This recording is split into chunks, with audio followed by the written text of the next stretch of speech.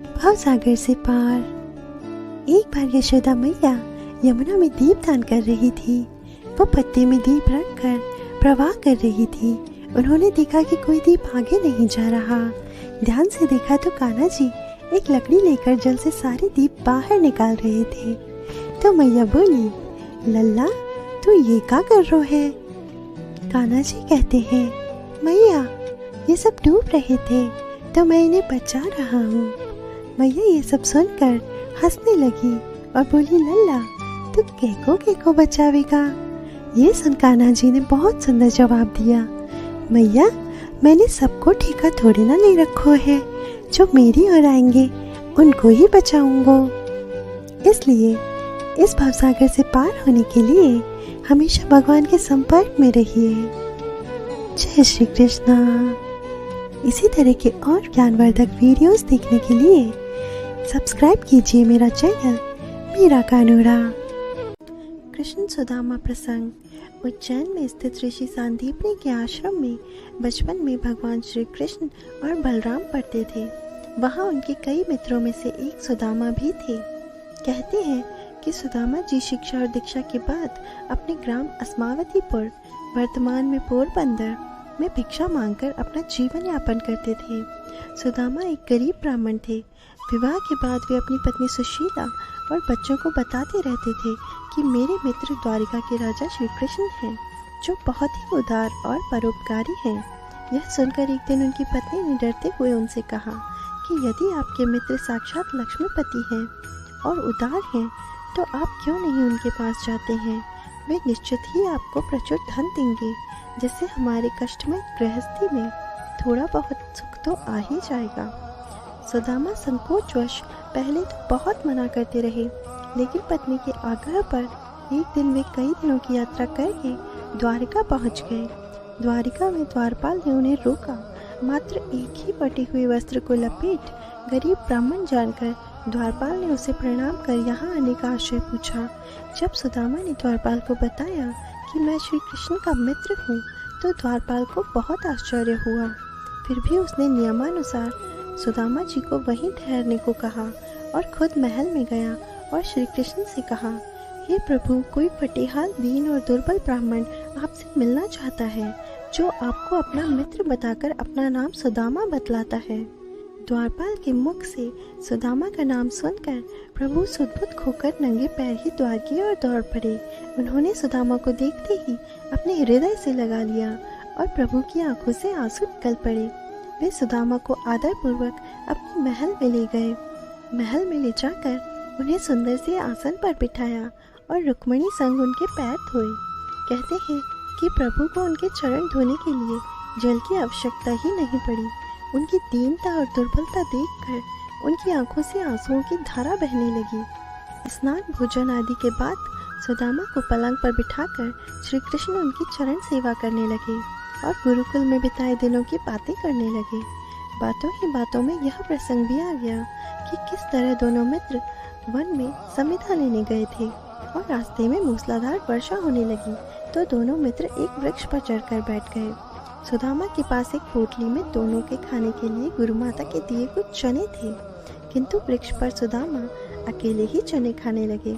चने खाने की आवाज़ सुनकर श्री कृष्ण ने पूछा कि क्या खा रहे हो सखा? सुदामा ने यह सोचकर झूठ बोल दिया कि कुछ चने कृष्ण को भी देने पड़ेंगे। उन्होंने कहा, कुछ खा नहीं रहा हूँ, यह तो ठंड के मारे मेरे दांत कड़कड़ा रहे हैं। इस प्रसंग के दौरान ही श्री कृष्ण ने पूछा, भाभी ने मेरे लिए कुछ तो भेजा होगा। सुदामा संकोचवश पोटली छुपा रहे थे। भगवान मन में हंसते हैं कि उस दिन चने छिपाए थे और आज तंदुल छुपा रहा है। फिर भगवान ने सोचा कि जो मुझे कुछ नहीं देता मैं भी उसे कुछ नहीं देता, लेकिन मेरा भक्त है तो अब इससे छीनना ही पड़ेगा। तब उन्होंने तंदुल की पोटली छीन ली और सुदामा के प्रारब्ध कर्मों को क्षीण करने हेतु तंदुल को बेहद चाव से खाया। फिर सुदामा ने अपने परिवार आदि के बारे में तो बताया, लेकिन अपनी दरिद्रता के बारे में कुछ भी नहीं बताया। अंत में प्रभु ने सुदामा को सुंदर शैया पर सुलाया। फिर दूसरे दिन भरपेट भोजन कराने के बाद सुदामा को विदाई दी, किंतु विदाई के दौरान उन्हें कुछ भी नहीं दिया। रास्ते पर सुदामा सोचते रहे कि हो सकता है कि उन्हें इसी कारण से धन नहीं दिया गया होगा कि कहीं उनमें अहंकार ना आ जाए। यह विचार करते करते सुदामा अपने मन को समझाते हुए जब घर पहुँचे तो देखा उनकी कुटिया के स्थान पर एक भव्य महल खड़ा है और उनकी पत्नी स्वर्णाभूषणों से लदी हुई तथा सेविकाओं से घिरी हुई है। यह दृश्य देखकर सुदामा की आंखों से आंसू निकल आए और वे सदा के लिए श्री कृष्ण की कृपा से अभिभूत होकर उनकी भक्ति में लग गए। जय श्री कृष्ण। काली कमली का रहस्य। एक बार श्याम सुंदर को नजर लग गई। अब मैया बहुत परेशान कि ये नजर कैसे दूर हो। बहुत उपाय किया पर लाला की नजर न उतरी तो नंदगांव की पूर्णमासी पुरोहिताइन ने कहा, अगर बरसाने की राधा का पुराना कपड़ा इसे पहना दिया जाए तो तेरे लाला को नजर नहीं लगेगी। मैया चल पड़ी बरसाना। ये नहीं सोचा कि सर्दी का मौसम है, सुबह जाऊंगी। ना, लाला को नजर ना लगे वो काम तो पहले करना है। बरसाने पहुंचकर राधे रानी की माँ कीर्ति जी से यशोदा मैया बोली, मेरे लाला को नजर बहुत लगे है। पूर्णमासी पुरोहिताइन ने कहा है कि अगर आपकी लाली का कोई पुराना कपड़ा मिल जाए तो मेरे लाला को नजर नहीं लगेगी। यशोदा मैया की बात सुनकर कीर्ति जी बोली, हाय हाय, ये आप क्या कह रही हैं? नंद बाबा हमारे राजा हैं, हम अपनी बेटी का पुराना कपड़ा आपको कैसे दें? भीतर खड़ी राधा रानी सब सुन रही थी। वो बाहर आकर बोली, श्याम सुंदर को नजर ना लगे उसके लिए मैं अपना पुराना कपड़ा तो क्या अपने प्राण भी दे सकती हूँ। और सर्दी के कारण राधा रानी ने जो काली कमली ओढ़ रखी थी वही उतारकर यशोदा भैया को दी थी। तब से हमारा कन्हैया काली कमली ओढ़ कर रखता है, उसे नजर लगती है ये बात नहीं है। राधा रानी की प्रसादी काली कमली कभी भी अपने से अलग नहीं करते, ये बात है। जय हो हमारे कान्होड़ा की। जय श्री कृष्ण, जय श्री राधे। सुखों को बांटना सीखो। एक दिन कृष्ण ने कर्ण और अर्जुन के दान की परीक्षा लेने का निश्चय किया। उन्होंने अपनी माया से एक सोने का पहाड़ बनाया और पहले अर्जुन से कहा, सूरज डूबने से पहले उसे सारा का सारा पहाड़ दान कर देना है। अर्जुन ने तुरंत पहाड़ काट कर उसे बांटना शुरू कर दिया।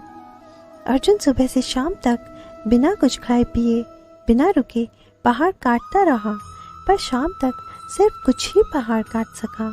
पहाड़ पर कोई असर नहीं पड़ा। शाम को उसने अपनी हार मान ली। दूसरे दिन कृष्ण ने वैसा ही पहाड़ बनाया और कर्ण से उसे बांटने को कहा। कर्ण को पहाड़ बांटने का काम सौंपकर श्री कृष्ण और अर्जुन वापस लौट रहे थे।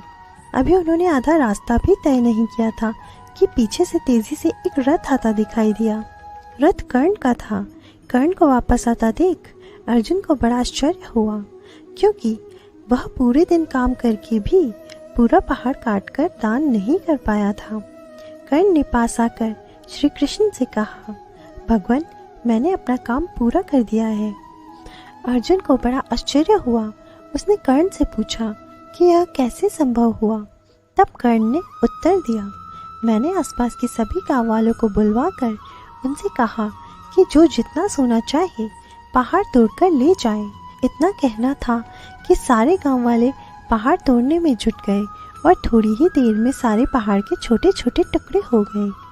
तब कृष्ण ने अर्जुन से कहा, देखा, पहाड़ तो तुम भी दान करना चाहते थे, पर तुम्हें यह नहीं सूझा। कृष्ण मुस्कुराए और अर्जुन से कहा, तुम सोने से मोहित हो गए थे और तुम ग्रामीणों को उतना सोना दे रहे थे जितना तुमने सोचा था कि उन्हें ज़रूरत है। लेकिन कर्ण ने इस तरह नहीं सोचा और दान देने के बाद कर्ण वहाँ से चला गया। कर्ण नहीं चाहते थे कि कोई उनकी इस बात पर प्रशंसा करे और ना ही उन्हें इस बात का बुरा लगा कि कोई उनके पीछे क्या बोलेगा। कहानी से सीख। यह एक ऐसे व्यक्ति का संकेत है जिसने आत्मज्ञान प्राप्त कर लिया है। एक दान के बदले में धन्यवाद या बधाई की उम्मीद करना एक उपहार देना नहीं है, बल्कि यह सौदा होता है। जय श्री कृष्ण। प्रेरक प्रसंग। एक बार श्री कृष्ण, बलदेव एवं सात्यकी रात्रि के समय रास्ता भटक गए। सघन वन था, न आगे राह सूझती थी न पीछे लौट सकते थे। निर्णय हुआ कि घोड़ों को बांधकर यही रात्रि में विश्राम किया जाए। तय हुआ कि तीनों बारी बारी जागकर पहरा देंगे। सबसे पहले सात्यकी जागे और बाकी दोनों सो गए। एक पिशाच पेड़ से उतरा और सात्यकी को मल्ल युद्ध के लिए ललकारने लगा। पिशाच की ललकार सुनकर सात्यकी अत्यंत क्रोधित हो गए। दोनों में मल्ल युद्ध होने लगा। जैसे जैसे पिशाच क्रोध करता, सात्यकी दुगने क्रोध से लड़ने लगते। सात्यकी जितना अधिक क्रोध करते, उतना ही पिशाच का आकार बढ़ता जाता। मल्ल युद्ध में सात्यकी को बहुत चोटें आई। एक प्रहर बीत गया। अब बलदेव जागे। सात्यकी ने उन्हें कुछ न बताया और सो गए। बलदेव को भी पिशाच की ललकार सुनाई दी। बलदेव क्रोधपूर्वक पिशाच से भिड़ गए। लड़ते हुए एक प्रहर बीत गया। उनका भी सात्यकी जैसा ही हाल हुआ। अब श्री कृष्ण के जागने की बारी थी। बलदेव ने भी उन्हें कुछ न बताया और सो गए। श्री कृष्ण के सामने भी पिशाच की चुनौती आई।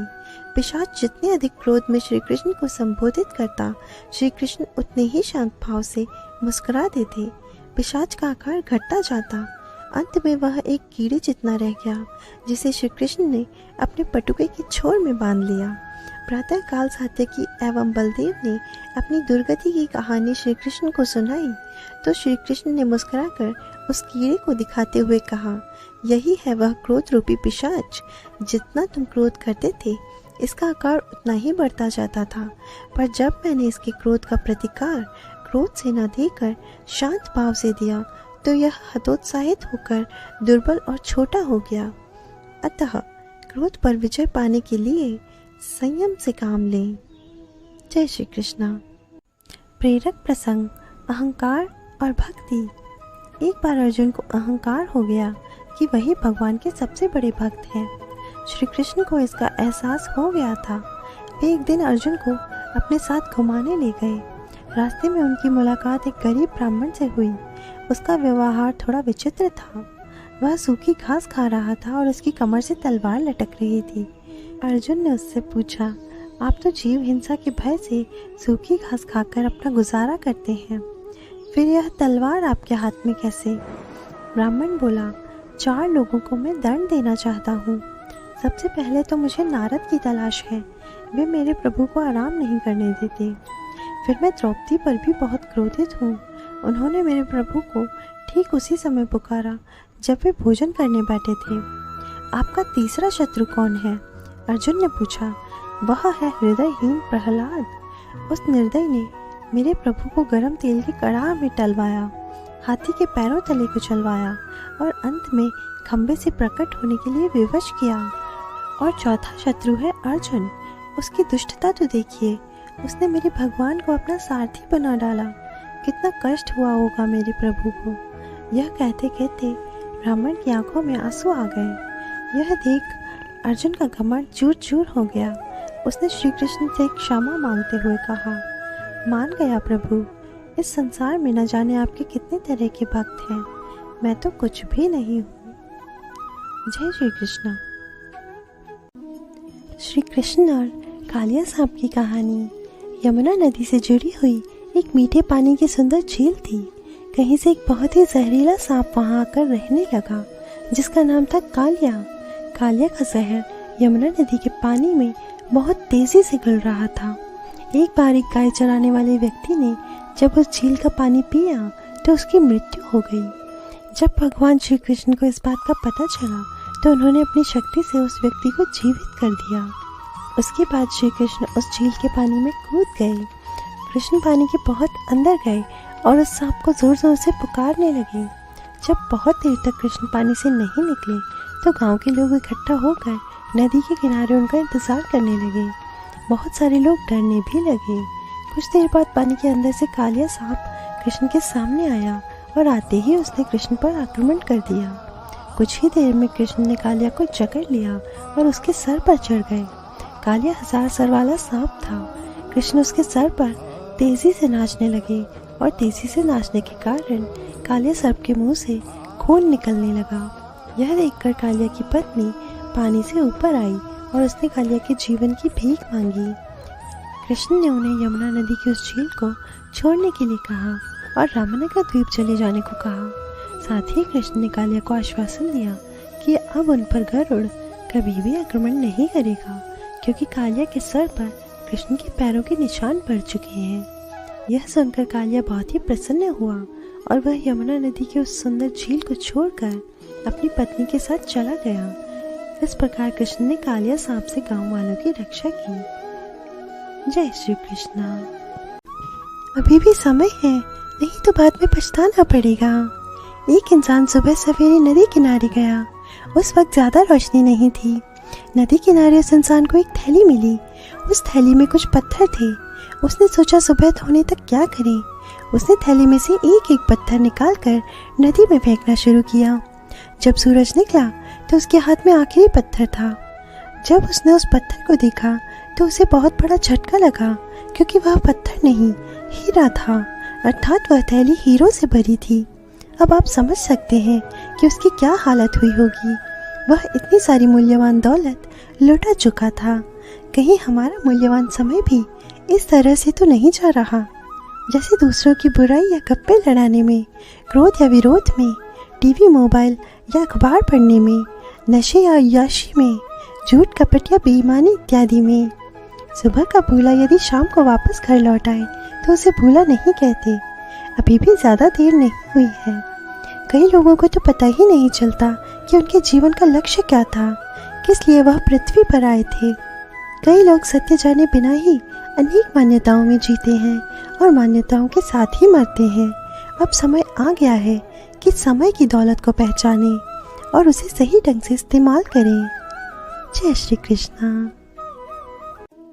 श्री कृष्ण के सरदर्द की कहानी। राधा और कृष्ण के प्रेम के बारे में कौन नहीं जानता। कहते हैं कृष्ण और राधा का विवाह नहीं हो पाया था, लेकिन दोनों में प्रेम इतना था कि आज भी दोनों का नाम एक साथ लिया जाता है। श्री कृष्ण का राधा के लिए प्रेम और राधा का श्री कृष्ण के लिए समर्पण देखते ही बनता था।